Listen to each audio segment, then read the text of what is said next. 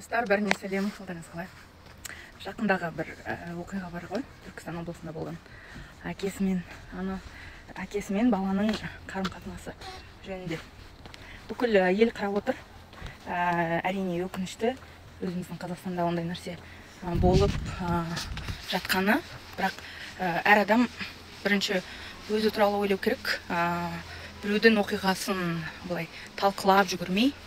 Бірақ енді бұл оқиға байланысты менің бір ойым. Айтпай кетпейін деп тұрмын. Жалпы қоғам бар, қоғамда адамдар бар. Сол шынымен егер біз осындай қазір әлеуметтік желіге салып, шындықты ашып айтпасақ, шынымен де мәселелер шешілмейді. Сондықтан мүмкін ол қандай да бір сабақ беретін шығар адамдарға. Бұл жерде қалай болды? Әкесі, баласы, сосын мына жерде киімін шешіп салған, енді баласы өзінің ауласында сумен ойнап жүр. Жаңағы ұрып жатқан әкесін немересі көріп тұр дегендей, қарап тұрмаса да енді сезіп тұр, ол күнделікті шаруа болып кеткен шығар енді жиі. Жалпы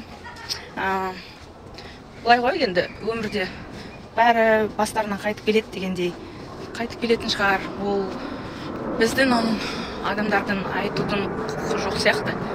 Жалпы өзіміздің өмірімізге жауапты болып алсақ, біріншіден жауапкершілікті алып.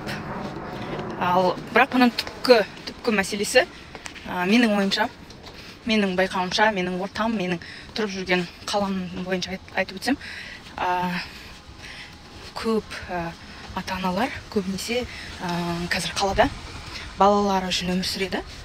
Ой, осы 4-5 балам үшін күні-түні жаңағы таксовкада жүрмін ғой дейді, күні-түні жұмыста жүрмін дейді. Сосын өзіме қарауға уақыт жоқ, денсаулығыма қарауға уақыт жоқ. Сендер міне жүрсіңдер тренировкада, салондарда деген дейді. Жалпы енді әр адамның бұл өмірде өз сынағы бар. Ол шын, бәрі бірдей емес. Бірақ әркім өзінің қадамын жасайды ғой өмірде. Сол кезде нәтиже алады. Бірақ нәтижеге жету ол ең бастысы баста деп ойлаймын. Өзің қаласаң жетесің. Тек қана кедергілерді алып тастау керек. Ойыңдағы, денеңдегі бұл кедергілер сенің өмірінде болған ғана оқиғалардан жиналған кедергілер емес, сенің ата-бабаңның, ата-анаңның, олардың ата-анасының негативті бағдарламалар болуы мүмкін. Бұның бәрі біздің ДНК-мызда код болып қалады. Мысалы, ой, бізге оны жасауға болмайды, ой, бізге бай болуға болмайды, өткен мүмкін емес. Мен осылай туылдым, менің өмірім осындай, туған жерім, қасымдағы ата-аналарым маған көмек бермеді дегендей, немесе өмірімде бір жаман адамдар кездесті деп әртүрлі сылтау айтып, бір адам өзін бай қуатты болудан шегеріп тастауы мүмкін. Бірақ менің ойым, егер шын қалағың келсе, өміріңнің баянды болуы үшін және ешкімге жауапкершілікті лақтырып тастамай, өзің бүгін қара, өз-өзіңе қара, өз-өзіңді күт. Бірінші өз-өзіңмен жұмыс істе, өзіңе режим ғой, дисциплина ғой, спорт болсын өмірде.